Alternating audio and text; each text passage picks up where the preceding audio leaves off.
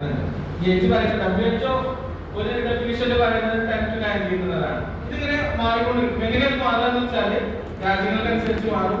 ആ രാജ്യങ്ങളുടെ കാലാവസ്ഥകൾക്കനുസരിച്ചൊക്കെ ഈ കൗമാരം ആ വളർച്ചാഘട്ടങ്ങളൊക്കെ മാറുന്നത് കൊണ്ടാണ് ഇങ്ങനെ മാറിക്കൊണ്ടിരിക്കുന്നത്. അതിപ്പോ എല്ലാ കാര്യങ്ങൾക്കും മാറ്റുന്നില്ലേ?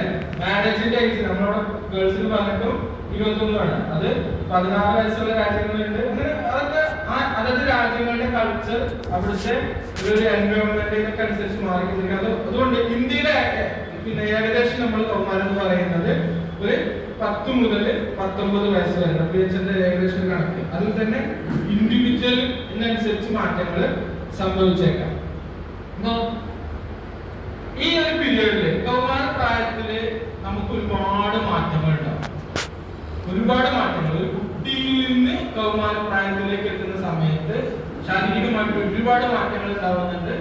പിന്നെ നമ്മുടെ കോഗ്നിറ്റീവ് ഡെവലപ്മെന്റ് നടക്കുന്ന ഒരു സമയമാണ്. സൈക്കോളജിക്കലി ഒരുപാട് മാറ്റങ്ങൾ ഉണ്ടാവുന്നുണ്ട്.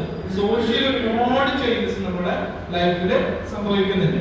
ഇങ്ങനെയുള്ള ചേഞ്ചസിനൊക്കെ കാരണം അല്ലെങ്കിൽ ആ ചേഞ്ചസിൽ നമ്മൾ ജീവിക്കുന്ന ചുറ്റുപാട് നമ്മൾ ഒരുപാട് ഇൻഫ്ലുവൻസ് ചെയ്യുന്നുണ്ട് എന്നുള്ളതാണ്.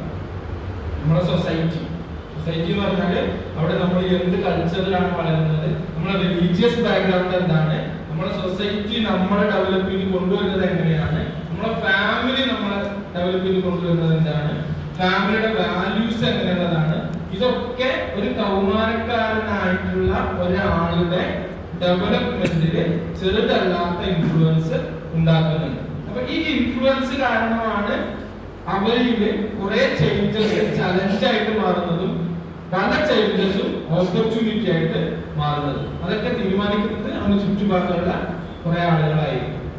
ഈ കൗമാരപ്രായത്തിൽ ഉണ്ടാകുന്ന ചേഞ്ചസ് ചലഞ്ച് ആണോ ഓപ്പർച്യൂണിറ്റി ആണോ എന്നൊക്കെ തീരുമാനിക്കുന്നതിൽ പ്രധാന റോള് ഈ പറഞ്ഞ ആളുകൾക്കൊക്കെയാണ്. അപ്പൊ ഈ പറഞ്ഞ ആളുകളെ, അതായത് ഈ കൗമാരക്കാരനായ കുട്ടിയുടെ ചുറ്റുപാടുമുള്ള ആളുകളെ അഡ്രസ് ചെയ്യേണ്ട ആളുകളായിട്ടാണ് ഞാൻ നിങ്ങളെ കാണുന്നത്. എന്തിനാണ് എന്റെ അടുത്ത് ക്ലിയർ അല്ലേ? അതായത് നിങ്ങൾ ട്രെയിനേഴ്സ് ആണ്. നിങ്ങൾ ഇനി അഡ്രസ് ചെയ്യാൻ പോകുന്നത് ടീച്ചേഴ്സിനെയാണ്, പാരന്റ്സിനെയാണ്. ആ രീതിയിലാണ് നമ്മളെ സെഷന്റെ കണ്ടന്റ് പോവുക. കൗമാരക്കാരായ കുട്ടിയുടെ ഡെവലപ്മെന്റ് സ്റ്റേജസ്, അതിലുണ്ടാവുന്ന ഇഷ്യൂസ്, അത് ആസ് എൻ അഡൽട്ട് എങ്ങനെ നമുക്ക് ഹാൻഡിൽ ചെയ്യാൻ പറ്റുന്നുള്ള ഡിസ്കഷനിലൂടെ ക്ലിയർ ആണല്ലോ? അപ്പൊ ഫിസിക്കൽ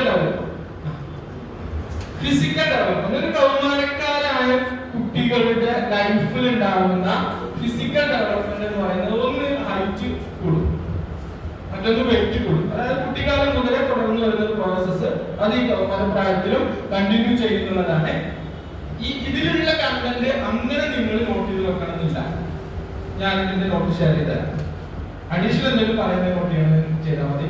ഈ നോട്ട് ചെയ്യുമ്പോൾ കുറെ ആളുകൾക്ക് ഉണ്ടാകുന്ന പ്രശ്നം വെച്ചാൽ നോട്ട് ചെയ്യലും കൃത്യമായിട്ട് നടക്കില്ല, മനസ്സിലാക്കലും കൃത്യമായിട്ട് നടക്കില്ല. ഇനി കറക്റ്റ് നോട്ട് ചെയ്യുന്ന ആളുകൾക്ക് ഒരുപാട് എന്റെ ഓറലി പറയുന്നത് മിസ് ചെയ്ത് പോകും. അപ്പൊ അതുകൊണ്ട് ഇതിലുള്ള സംഗതികൾ നിങ്ങൾ നോട്ട് ചെയ്യേണ്ട, ഞാൻ ഷെയർ ചെയ്ത് തരാം. അതിനപ്പുറത്തേക്ക് എന്തെങ്കിലും നോട്ട് ചെയ്യണമെങ്കിൽ നോട്ട് ചെയ്താൽ മതി. എനിവേ, ഹോർമോണൽ ചേഞ്ചസ് ഉണ്ടാവും. ഹോർമോണൽ ചേഞ്ചസ് അഡോളസെന്റ് പ്യൂബർട്ടി എത്തുന്ന സമയത്ത് ഹോർമോണൽ ചേഞ്ചസ് ഉണ്ടാവും.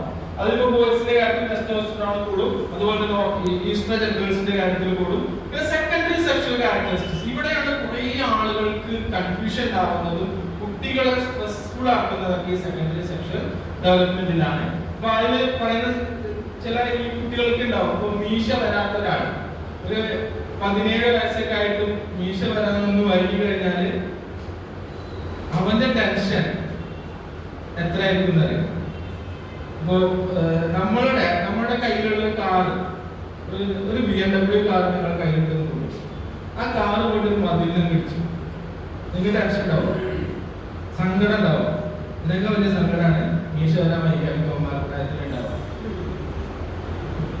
ആണ് അനുഭവിച്ച കുറെ ആളുകൾ നമുക്ക് ഇടയിലുണ്ടാവും. അവരിങ്ങനെ ആലോചിച്ചാൽ മതി എത്ര ടെൻഷനാണെന്നറിയോ ആ സമയത്ത് ഉണ്ടാവുക. മീശ വരാനും താഴെ നമ്മളെ ഒപ്പമുള്ള +2 ആണെങ്കിലും ഒപ്പമുള്ള ആളുകൾക്ക് മീശ തളർത്ത് വരുന്നു. നമ്മൾ പോയിട്ട് മീശ ഒന്നും ഇല്ലാതെ ഷേപ്പ് ചെയ്ത് നോക്കിയിട്ട് ഈ സാധനം പൊന്തുന്നില്ല, നമുക്കിത് താഴെ വരുന്നില്ല, ടെൻഷനാണ്.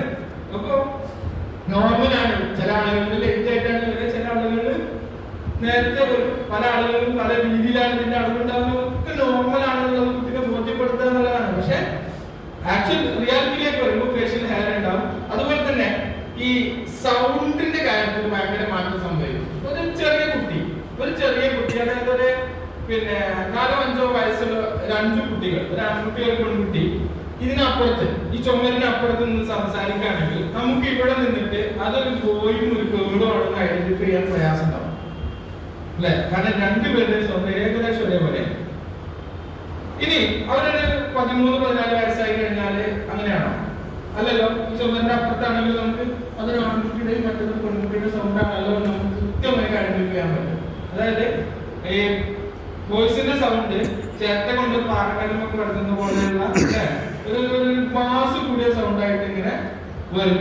ഗേൾസിന്റെ ആണെന്നുണ്ടെങ്കിൽ മധുരകരമായ സൗണ്ട് ആണെന്നൊക്കെയാണ് അവർ പറയാറുള്ളത്. പക്ഷെ അത് കേൾക്കുന്നവരുടെ ലോജിക്ക് അനുസരിച്ചിരിക്കും. എനിവേ സൗണ്ടിൽ നല്ല മാറ്റം വരും. ഗേൾസിന്റെ വോയിസിന്റെ സൗണ്ടിൽ മാറ്റം വരും.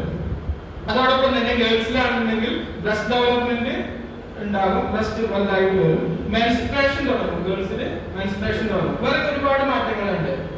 ഈ മസിൽ നന്നായിട്ട് ബലം വെക്കും. ഈ ചില ചെക്കന്മാരൊക്കെ ഉണ്ട് 13-14 വയസ്സായി ഉള്ളിയൊക്കെ കഴിഞ്ഞാൽ അവർക്ക് ഭയന്നിടാതെ പോയിട്ട് ജനലിന്റെ മസിൽ ഇങ്ങനെ പോയി നോക്കും അല്ലെ? ഇങ്ങനെ കുറെ ഫിസിക്കൽ ചേഞ്ചസ് കുറെ സംഭവിക്കുന്നുണ്ട്. എനിവേ സെക്ഷൻ സെക്കൻഡറി ആയിട്ട് വരുന്നത് ഇത്രയും കാര്യങ്ങളാണ്. പിന്നെ സ്ലീപ്പ് പാറ്റേൺ മാറും. വീട്ടിലുള്ള കുട്ടികളൊക്കെ ഇങ്ങനെ നോക്കിയാൽ മതി. ഉറക്കം കൂടുതൽ വേണ്ടി വരും. ഉറങ്ങാൻ ഭയങ്കര ആഗ്രഹം ഉണ്ടാവും. എന്നാൽ ഞായറാഴ്ചയോ അന്ന് നേരത്തെ അത് വേറെ വിഷയം. സ്കൂളിലുള്ള ദിവസം അല്ലെങ്കിൽ സാധാരണ നോർമൽ ദിവസങ്ങളിലൊക്കെ അവർക്ക് കുറെ കിടന്നുറങ്ങാനായിരിക്കും താല്പര്യം ഉണ്ടാവുക. ഈ ഞായറാഴ്ച നേരത്തെ എണീക്കുന്നത് എന്തുകൊണ്ടാണ്? സന്തോഷം കൊണ്ടാണ് അല്ലെ? സന്തോഷം വന്നാലും എക്സൈറ്റ്മെന്റ് വന്നാലും ഉറക്കം പോകും അല്ലെ? നിങ്ങൾക്ക് അങ്ങനെ പോകണ്ട. നിങ്ങൾ സ്കൂൾ കാലഘട്ടത്തിലോ കോളേജ് കാലഘട്ടത്തിലൊക്കെ എവിടെയെങ്കിലും ടൂർ പോകുന്നതൊക്കെ ഒന്ന് ആലോചിച്ച് നോക്കി. ആ തലേദിവസം ഉറക്കം വരും. ഇതെല്ലാം തിരിഞ്ഞു മറിഞ്ഞു കിടന്നാലും ഉറക്കം വരില്ല. കാരണം ഇതെന്താ ആ സമയം ആകാത്തു, ഇത് പോകുമ്പോ എങ്ങനെയൊക്കെയാണ് ഇങ്ങനെ നമ്മൾ ഇങ്ങനെ ഭയങ്കര എക്സൈറ്റ്മെന്റ് ആവും. കല്യാണത്തിന്റെ തലേന്ന് നിങ്ങൾക്ക് ഉറക്കൊഴിച്ചിട്ടുണ്ടാവും. പല കാര്യങ്ങളും കൊണ്ട് കല്യാണത്തിന് ഫംഗ്ഷൻ ഓർഗനൈസ് ചെയ്യുന്നതിന്റെ ഭാഗമായിട്ട് ഉറക്കൊഴിച്ചിട്ടുണ്ടാവും. അങ്ങനെ ഇപ്പൊ പോയിട്ട് 2 മണിക്ക് 3 മണിക്ക് കിടന്നു കിട്ടുമ്പോ ഉറക്കം വരാം. എക്സൈറ്റ്മെന്റ് ആണ് അല്ലെ? അപ്പൊ ഈ കൗമാര പ്രായത്തിൽ ഒരുപാട് ഉറക്കം ഉണ്ടാവും. സ്ലീപ്പ് പാറ്റേൺ മാറുന്നതാണ്. ഇത്രയും ഫിസിക്കൽ ഡെവലപ്മെന്റ് നമ്മുടെ ലൈഫിൽ നടക്കും. ഈ ഫിസിക്കൽ ഡെവലപ്മെന്റ് നടക്കുന്ന സമയത്ത് ബോഡി ഇമേജ് ബോഡി